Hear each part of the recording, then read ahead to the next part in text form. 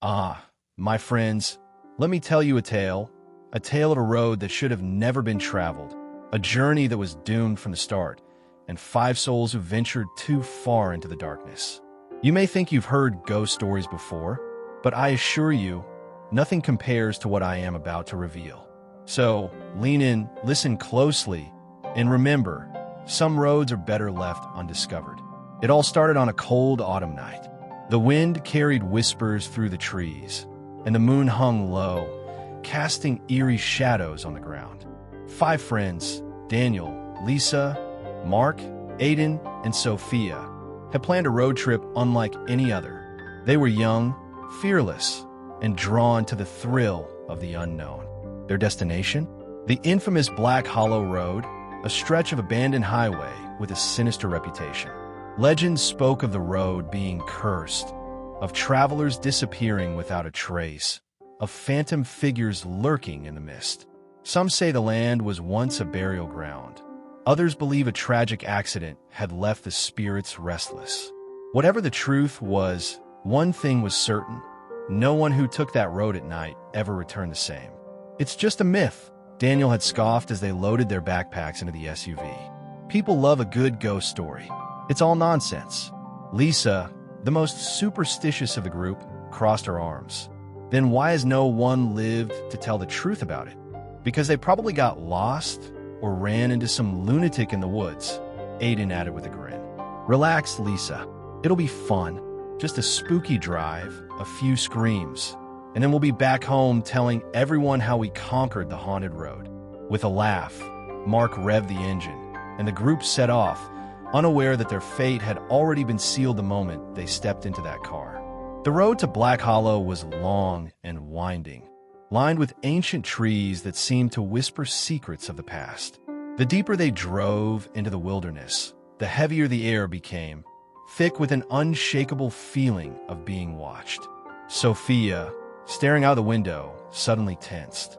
"Did you see that?" she whispered. "See what?" Mark asked, slowing down slightly. "I don't know. I thought I saw someone standing by the road back there." Lisa shuddered. "Don't say that. That's how horror movies start." The group laughed, but their laughter was nervous, hollow, because deep down, they all felt it, the presence of something unseen, lurking just beyond the reach of their headlights. The night stretched on, and the deeper they drove, the more unnatural everything became. The GPS lost signal, the road signs vanished, and the map on Mark's phone glitched, unable to pinpoint their location. It was as if they had entered a place that didn't exist. "We should turn back," Lisa muttered, gripping her seatbelt. "No way," Daniel replied. "We've come this far. Besides, what's the worst that can?" A shadow darted across the road. Mark slammed on the brakes. The tires screeched against the asphalt as the car skidded to a halt, throwing everyone forward. Silence. No one moved. No one breathed. Then, slowly, they turned their heads toward the windshield. Standing in the middle of the road was a woman. Pale, motionless. Her dress was tattered, her hair hanging in damp strands over her face. And though they couldn't see her eyes, they could feel them, piercing, empty, full of sorrow and rage. Aiden cursed under his breath. "What the hell?" Sophia clutched Lisa's arm. She wasn't there a second ago. Where did she come from? Before anyone could react, the woman tilted her head, and then, without a sound, she vanished into the mist.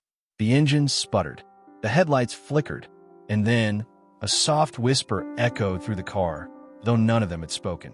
"Turn back." Panic set in. Mark fumbled with the ignition, his hands shaking as he tried to restart the engine. The radio crackled, white noise filling the cabin before a distorted voice broke through. "You shouldn't be here." The car roared to life, and without hesitation, Mark floored the gas pedal. The tires spun, gravel flying as they sped down the cursed road, their hearts pounding against their ribs. But no matter how fast they drove, the road never seemed to end. The trees stretched endlessly, the mist thickened, and the dread grew heavier, suffocating. Then, the whispers started again, this time louder. "Closer. You were warned. You should have left. You belong to the road now." Lisa sobbed, covering her ears. Make it stop. Please make it stop. And then, as suddenly as it had begun, the whispers ceased. The mist parted, and before them lay an old, decayed house at the end of the road, its windows glowing faintly as if waiting for their arrival. They had no choice. The road had led them here. The only question was, would they ever leave?